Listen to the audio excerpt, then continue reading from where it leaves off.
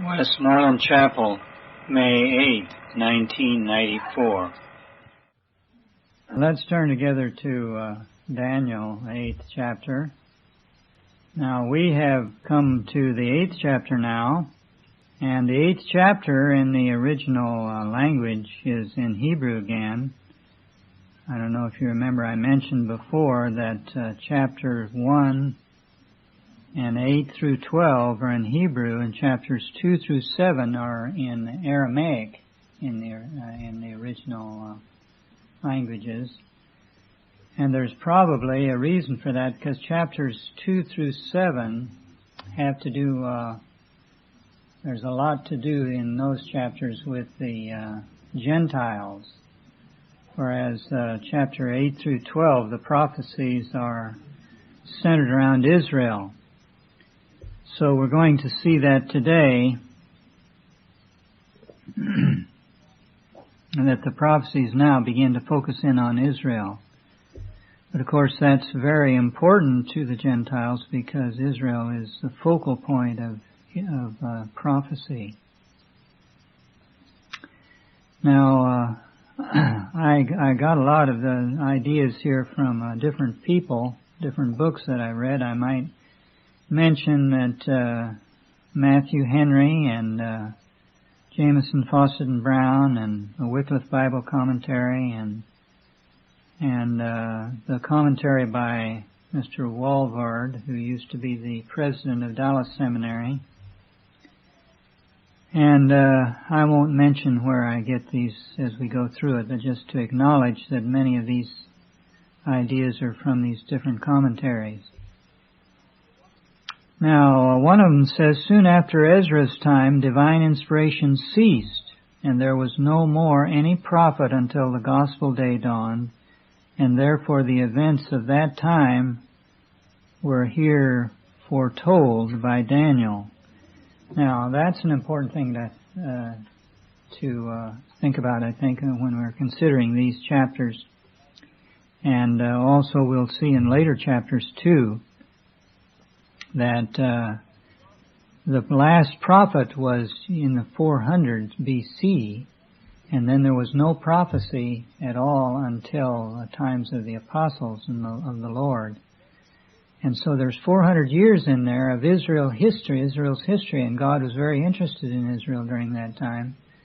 And yet there was no prophet. So Daniel kind of bridged that gap with his prophecies, because he tells a lot about things during that period, as we'll see today, because this whole prophecy that we're going to see today applies to that period in its first application, at least.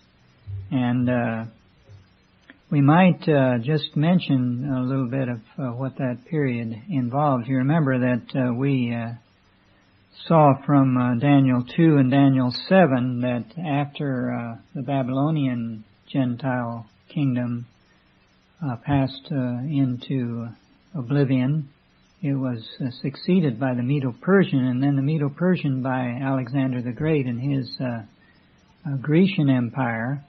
And then when he died, that empire broke up into 4 parts, and it was divided up by 4 of his generals. And now we're not really much interested in 2 of them, but 2 of them figure very prominently in Israel's history. One of them was named Seleucus, and he took over Syria and much of that area and a lot more, but we're particularly interested in the Syria part. And it was called the Seleucid Empire, and he had about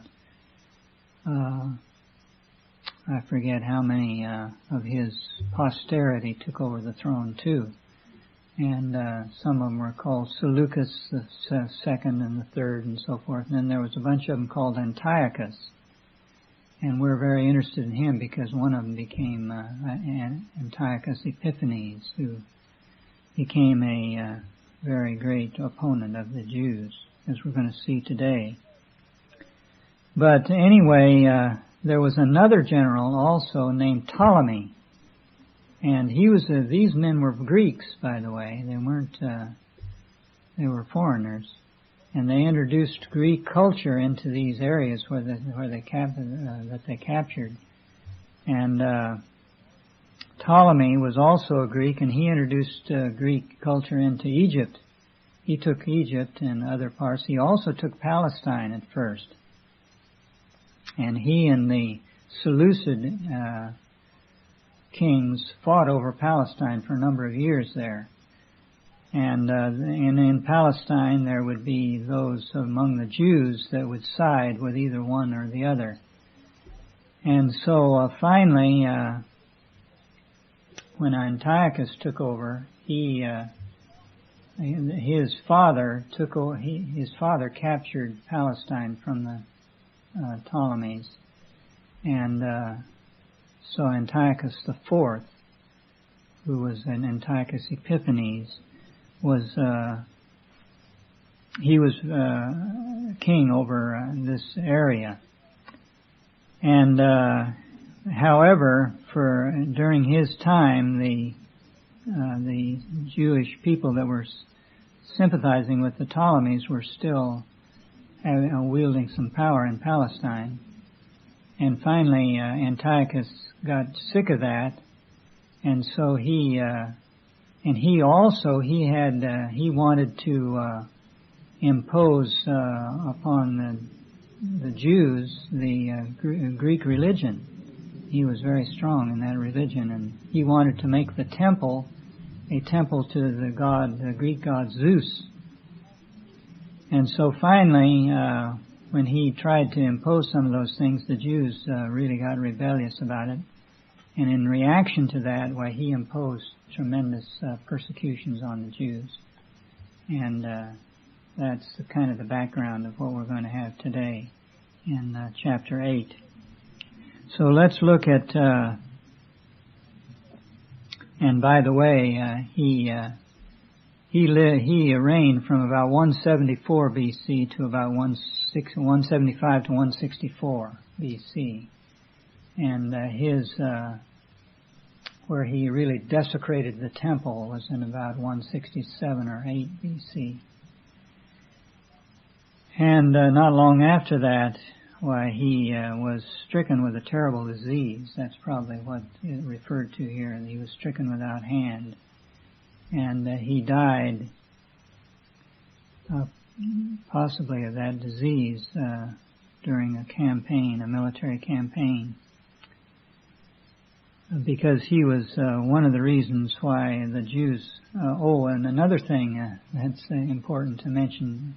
When he began these persecutions of the Jews, there was a man who lived about 20 miles away from Jerusalem named Mattathias. And his Greek name was Maccabeus. And that's where you have the first and second book of Maccabees, which is part of the Catholic Bible. But it's not included in the Protestant Bible. But it is a very helpful history of these times that we're talking about here. And this fellow Mattathias had 5 sons. One of them was named Judas, and Judas became the general of... Mattathias rebelled and revolted against the Greek regime. And those that joined him, among whom were 5 of his sons, were so... their morale was so high that they just went around... conquering the Greeks everywhere. And finally the Greeks had to make a compromise with them, make peace with them, because they couldn't defeat them. And finally, I think it was a year before Antiochus died, in 165 BC, they recaptured Jerusalem. And Antiochus was off somewhere else, and he couldn't do anything about it. But anyway, that's where you get the Feast of Hanukkah. You know, that you're the Jew. That's really the feast memorializing Judas Maccabeus' recapture of Jerusalem. And consequently they got some independence, and he was able to reconsecrate the Jewish holy places again, and so forth. And that was a big thing in their history. All right, let's look at chapter 8 now.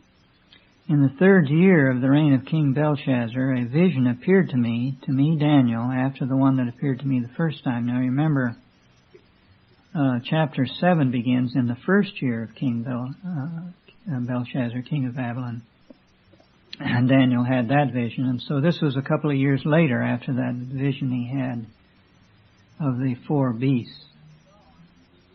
I saw in the vision, and it so happened when I was looking, that I was in Shushan, the citadel, which is in the province of Elam, and I saw in the vision that I was by the river Ulai. Now evidently Daniel, I think if you examine it closely, you'll find that Daniel didn't really go there, because actually this Shushan wasn't even the capital at that time. This is another thing that's a remarkable prophecy, that he was looking forward to the time when Shushan was going to be the capital. Because actually we're still, you see, in the reign of Babylon. We're not even in the reign of Medo-Persia yet. And so it would be about 100 years later before this palace or this citadel in Shushan would be built. And it was one of the great wonders of the world when it was built. It covered 2.5 acres. Just imagine, that would be 2.5 football fields. A building that big. It's a tremendous. It was the building that was referred to in Esther, because it was built by that time, by Esther's time. And you remember, Esther refers to it. The book of Esther refers to it as being a marvelous building. So that's where he was. He was there in spirit. He was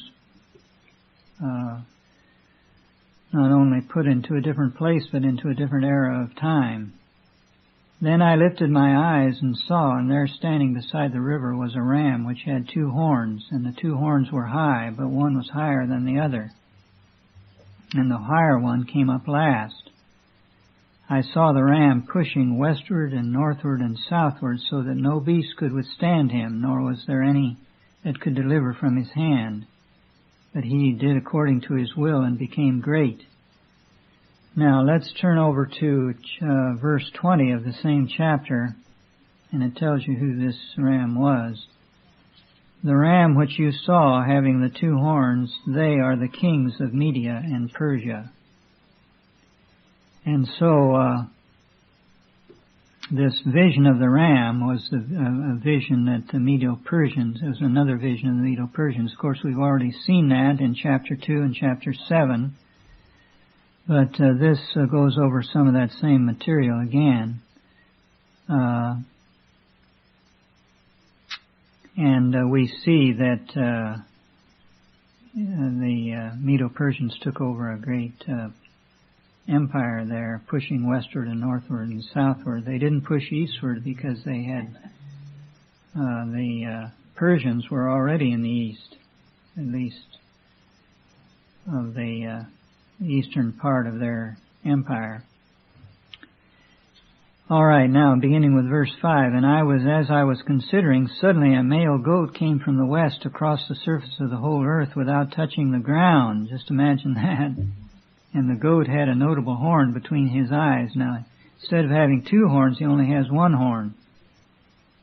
Then he came to the ram that had 2 horns, which I had seen standing beside the river, and ran at him with the furious power.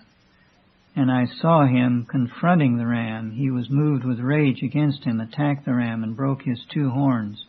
There was no power in the ram to withstand him, but he cast him down to the ground and trampled him, and there was no one that could deliver the ram out of his hand. Therefore the male goat grew very great, and when he became strong, the large horn was broken, and in place of it 4 notable horns, or ones, came up toward the 4 winds of heaven. Now just imagine, he is telling all of this in the time of the ascendancy of the Babylonian kingdom, and so this didn't happen until 200 or 300 years later. And he is telling that, see, this one notable horn, who would that be? Alexander the Great, yeah. See, because Alexander was such a tremendous personality in himself, that he just dominated the scene, so that he just has one horn. And however, when he became strong, the large horn was broken. Remember, Alexander died, I think, when he was 33 years old. And he left this immense kingdom.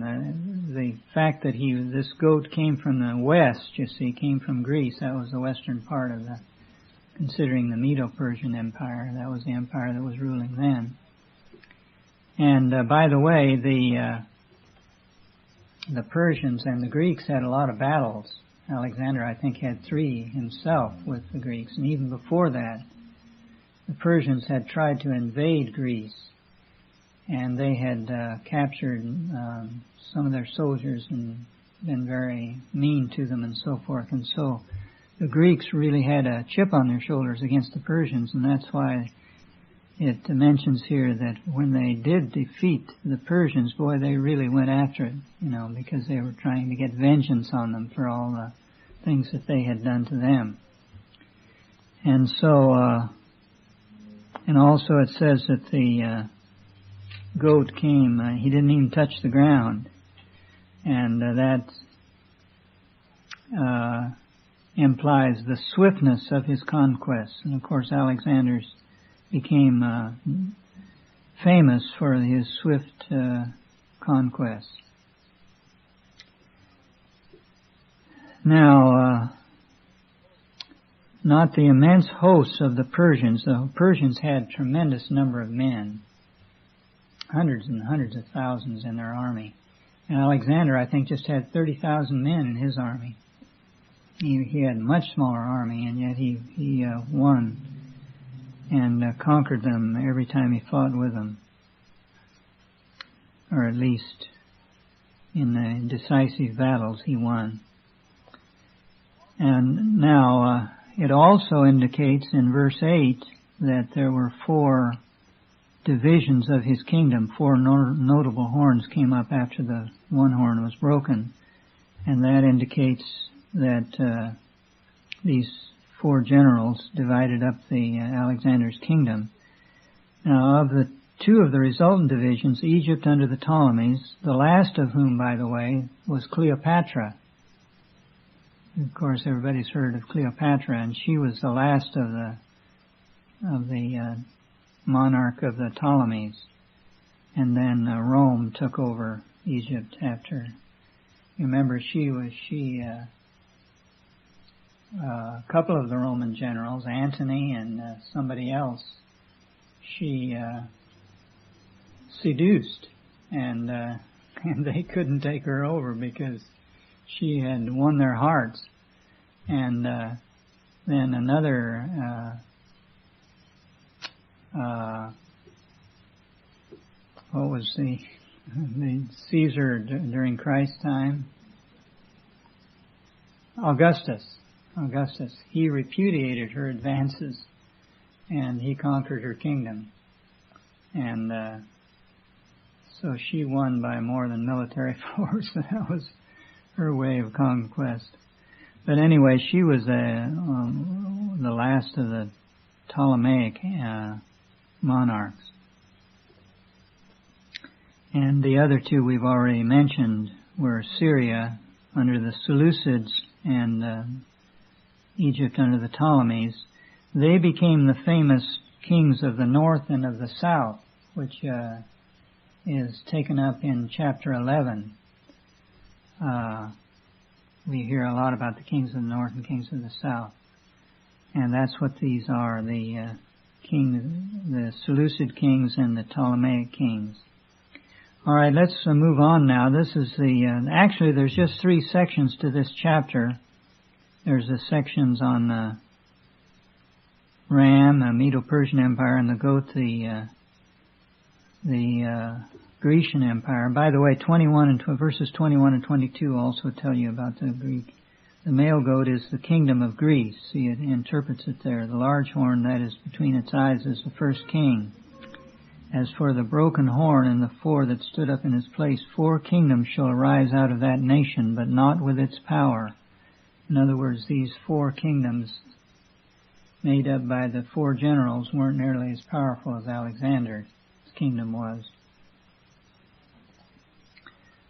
All right, now we're going to go into the little horn. The rest of it takes, all of this is concerning the little horn, or mainly concerned with him.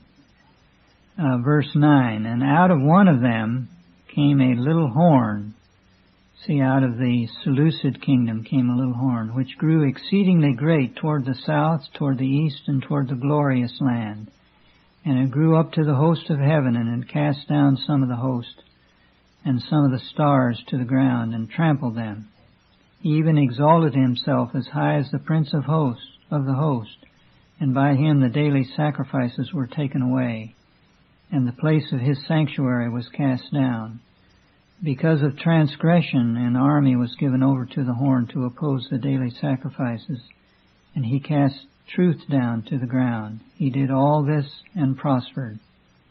Then I heard a holy one speaking, and another holy one said to that certain one who was speaking, how long will the vision be concerning the daily sacrifices and the transgression of desolation, the giving of both the sanctuary and the host to be trampled underfoot?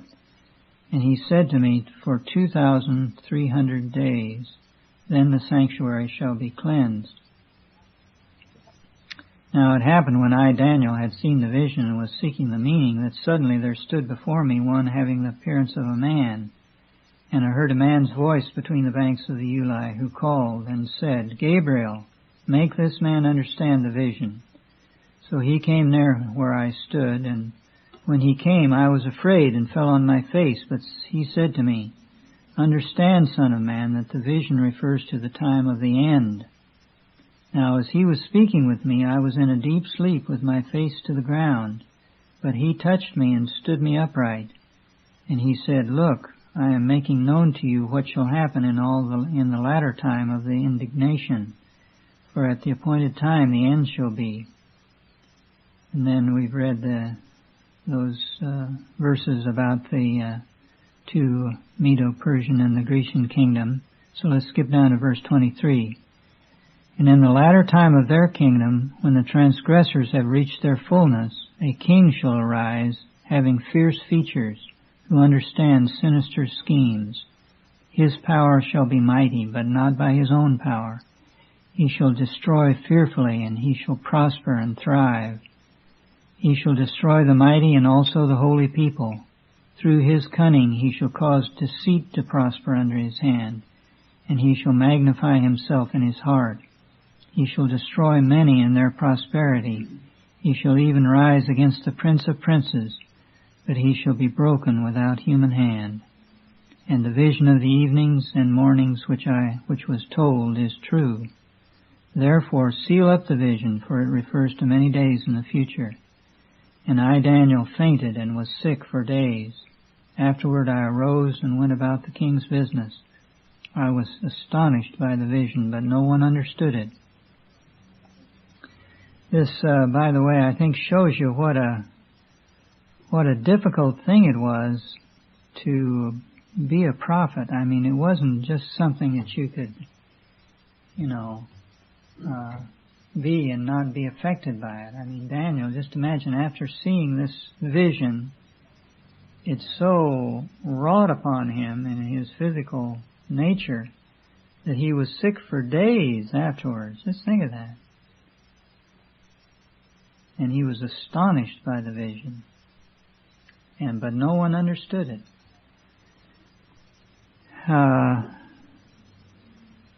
I think what we'll do is go through this now actually, what I want to do is to show that this refers to Antiochus IV initially, who is called Epiphanes. He's that Seleucid king that lived in 175 to reigned in 175 to 164 BC, and who became, by the way, the Old Testament Antichrist. And that's why that's one of the main reasons why many people think that this is not just a prophecy of Antiochus, but it's also a prophecy of Antichrist. Now, he called himself Epiphanes, which means God manifest. So you can see how he, in fact, as we're mentioned here a little bit later, well, we'll get right into it. Now here's Greece with all its refinement produces the first, that is the Old Testament Antichrist. Here was Greece with all its philosophy and all its art and education and so forth, and they come up with instead of being some terrible kingdom like the Assyrians or somebody like that, it's Greece that produces the Antichrist. I think that's very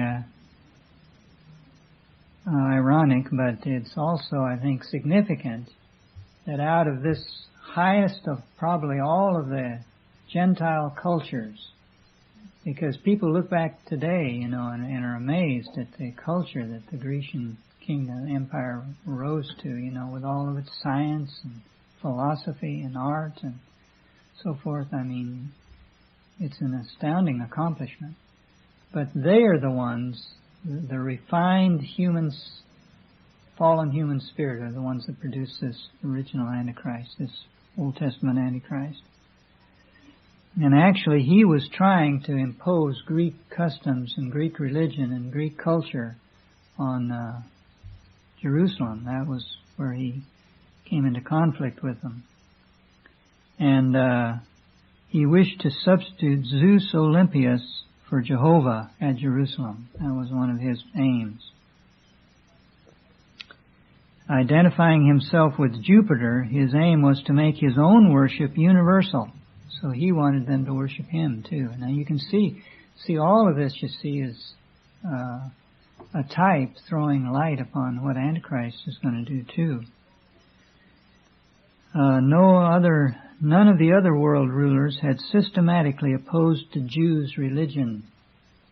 I mean, the Babylonians, we've seen them, and the Medo-Persians, we've seen, in fact, that at least some of their great kings were sympathetic toward the Jews, sympathetic toward Daniel. And by the way, there's a story about Alexander that when he went to take Palestine, that the Jewish priests dressed up in their white robes and marched out to meet him as a group. And he prostrated himself before the high priest. And they showed him this prophecy of Daniel. And that was a great experience to him. I mean, he was really shaken by that, and he consequently showed some I suppose just took Jehovah as one of his gods or something, but I mean, I don't suppose he was converted. But at least he did prostrate himself before God, the God of the Jews. And so this Antiochus Epiphanes is the first one who really systematically opposes the true religion and becomes a great picture of Antichrist.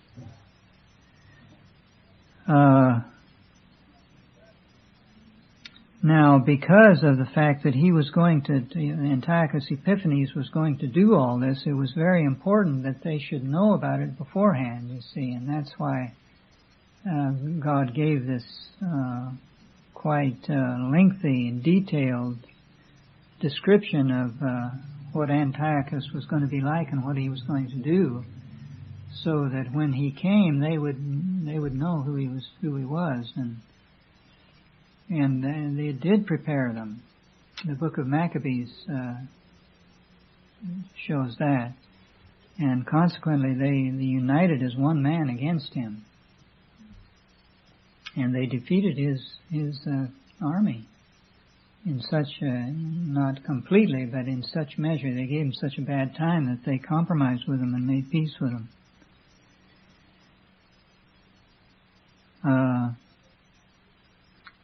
The struggle of the Maccabees was the fruit of Daniel's prophecy. Now these verses add details to the portrait of Antiochus. The Jews could hardly fail to recognize him when he came. By the way, there's a little phrase in verse 9, I think that's interesting to see. It says that out of one of them came a little horn, which grew exceedingly great toward the south, toward the east, and toward the glorious land. Now notice also in verse chapter 11, verse 16.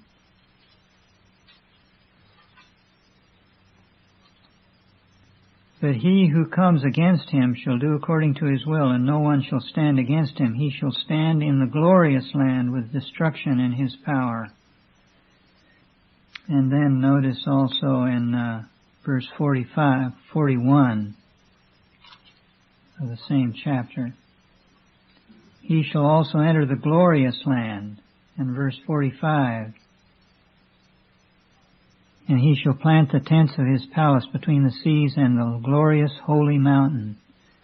What a way to refer to Palestine.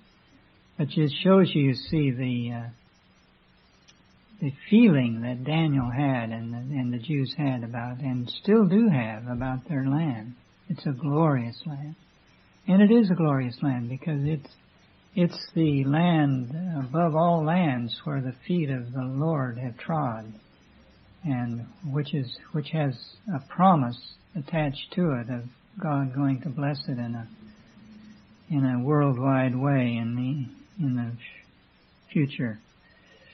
And so, and he's not the only one that speaks of it like this. Ezekiel also and Jeremiah speak of it in similar terms.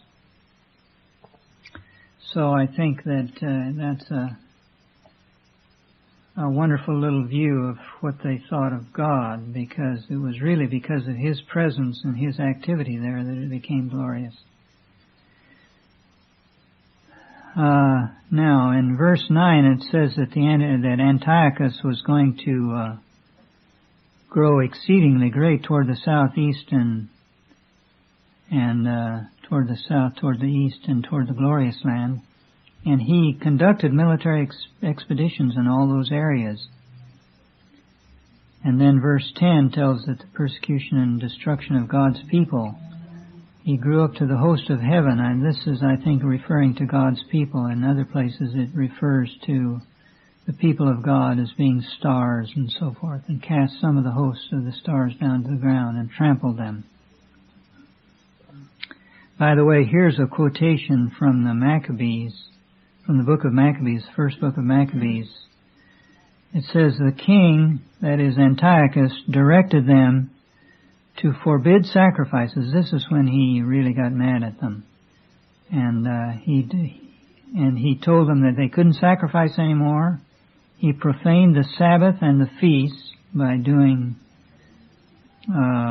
unclean things and so forth on the Sabbath day and on the feast days. He defiled the sanctuary and the priests, and he built altars in the sacred precincts and shrines for idols. He built altars to the Greek gods right in the temple. He sacrificed swine and unclean animals on the altar, and he told them to leave their sons uncircumcised so that they should forget the law and change all the ordinances, and whoever does not obey shall die. So you can see he was just going to impose the Greek religion upon the Jews, and if they didn't receive it, he was going to do everything to make the Jewish religion abominable and to show his attitude toward it. All right, now this was supposed to, and then it says that he even exalted himself as high as the prince of the host. He exalted himself against God himself, as we saw before. He even called himself God, and called Epiphanes means God manifest. And by him the daily sacrifices were taken away. We've seen that, and the sanctuary was cast down. We've seen how it was made an abomination by putting the altars to the Greek gods in there. And then verse 12 is interesting. Because of transgression, an army was given over to the horn to oppose the daily sacrifices.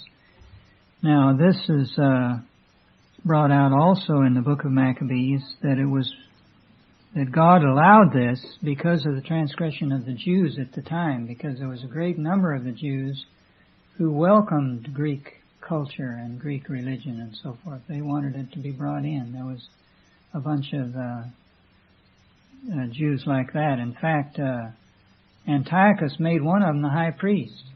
And he wasn't supposed to be a high priest. I mean, he wasn't even of the family of Aaron. But he just put him in. And when the Jews cast him out, why, then that's when he sent this army down to desecrate the temple and desecrate Jerusalem. And it became the abomination of desolation in the Old Testament, to the Old Testament Antichrist. All right, so he did all this. He cast truth down to the ground. Oh, he burned the Bible. He burned the book of the law. And he did all this and prospered. And then Daniel hears one asking, how long will this vision be concerning the daily sacrifice and the transgression and desolation, and the giving of both the sanctuary and the host to be trampled underfoot? And he says 2,300 days. Now that was from about 171 BC until 165. It was for several years, 2,300 days. And but until the time of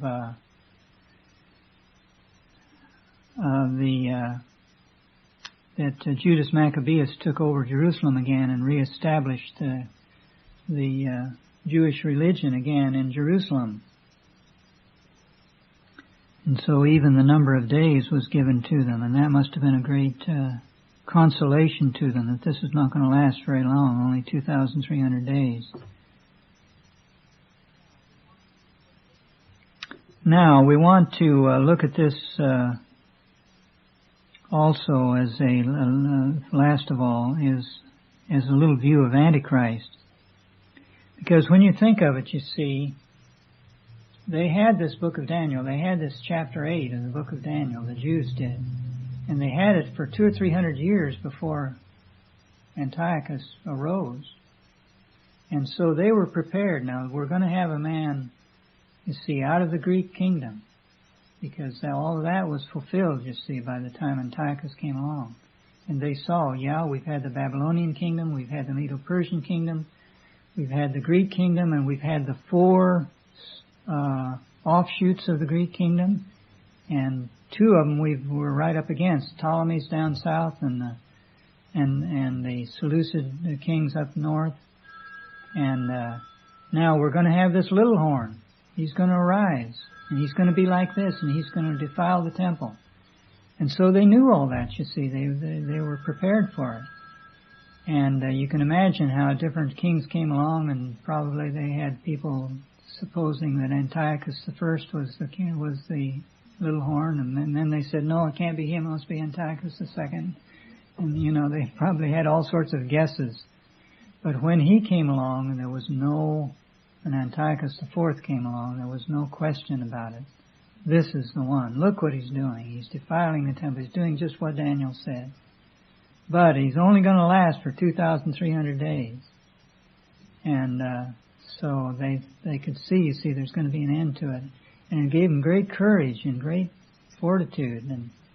And the Jewish army that revolted against this was one of the most amazing armies that ever has fought. Now, the vision may be regarded as an illustration of double fulfillment, using Antiochus as a type describing the Antichrist. Just as David becomes a type of Christ, Antiochus becomes a type of Antichrist. I mean, there's things about David's life that we can apply to Christ. There are things about Antiochus' life and ministry, or not ministry, but history, that you can apply to Antichrist. And that's what we're seeing here in chapter 8. And it can serve us in the same way that the prophecy served the Jews back in that time. And we can, in other words, it can prepare us to recognize him when he does arise. Of course, a lot of people say, well, we're not going to be here, but that may not be true. And all of this can help us to be ready for him and recognize him when he does arise.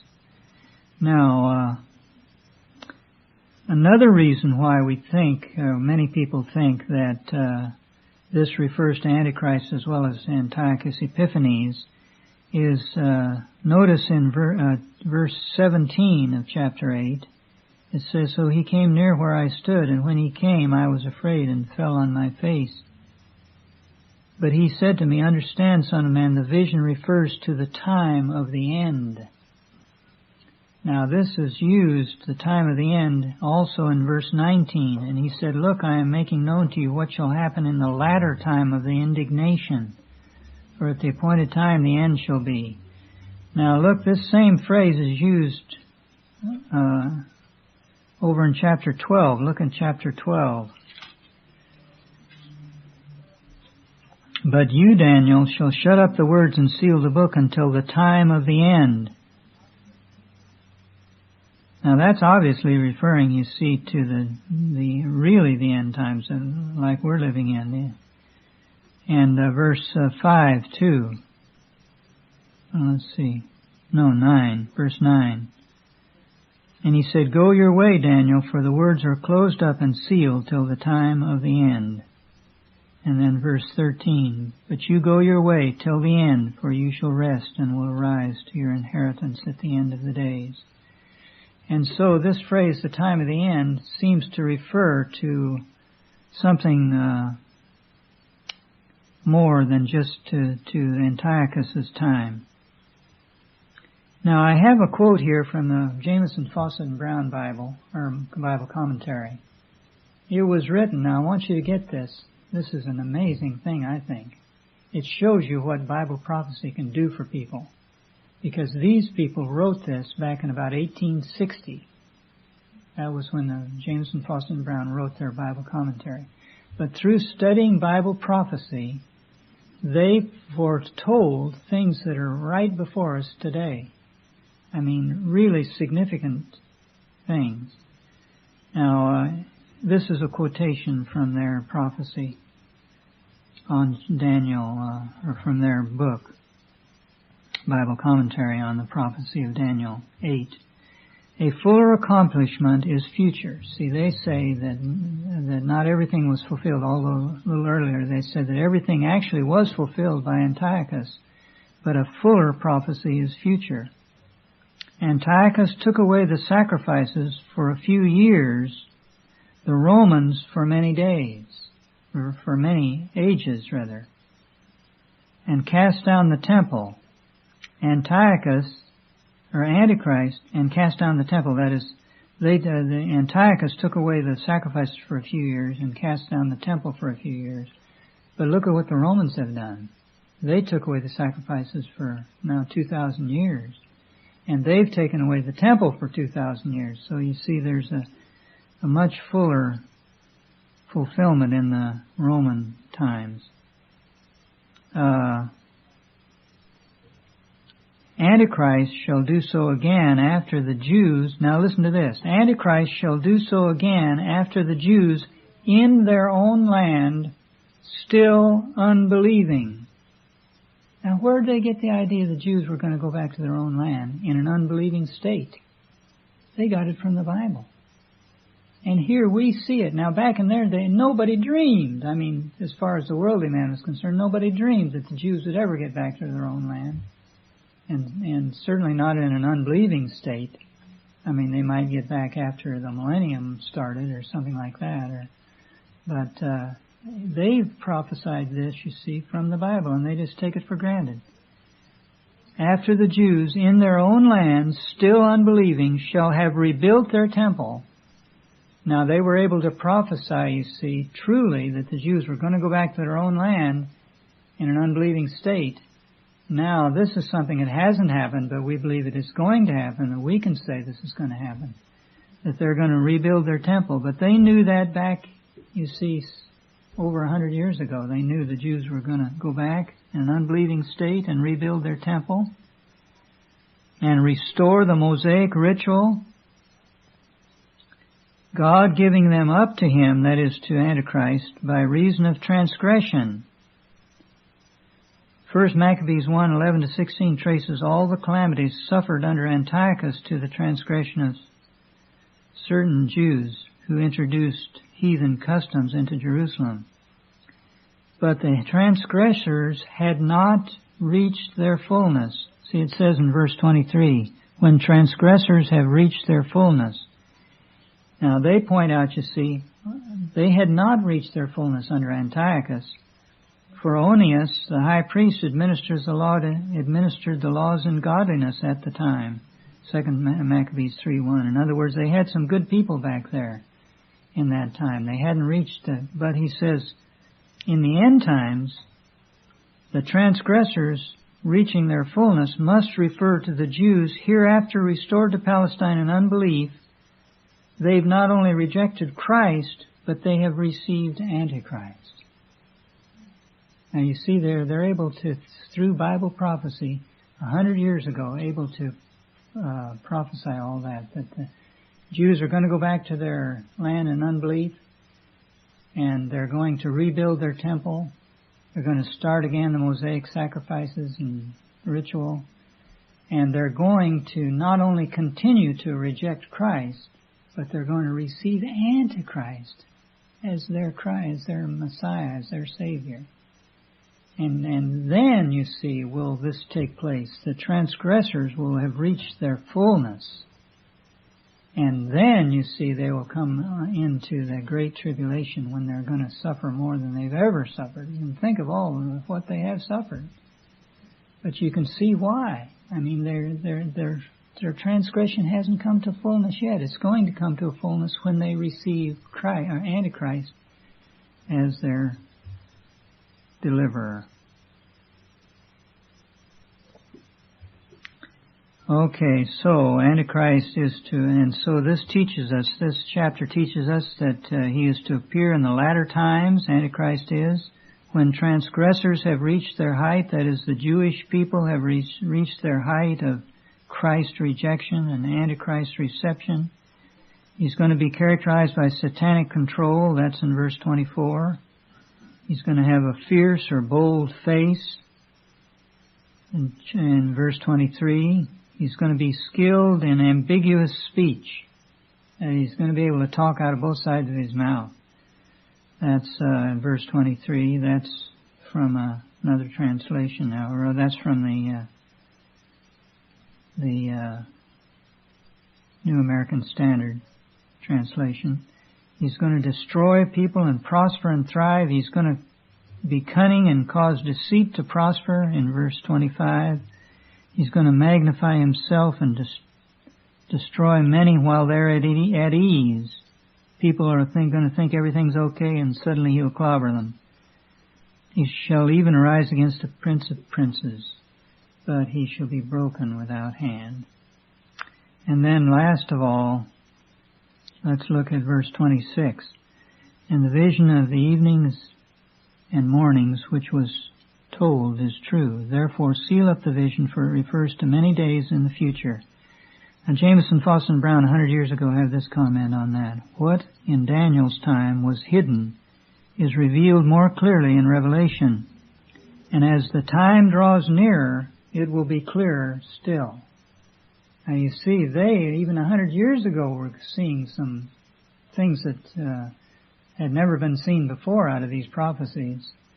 Because you go back to the time of the Reformation and so forth, and those people were really dumb concerning prophecy. Even 100 years before Matthew Henry's commentary, you can see how much had been gained in 100 years between Matthew Henry and Jameson, Foss, and Brown. I mean, they saw a lot more than Matthew Henry did. And we see more today than Jameson, Foss, and Brown did, because we're coming near to the time. And I think as the time grows closer, we're going to get more light. And so we need to be really searching the Scriptures daily.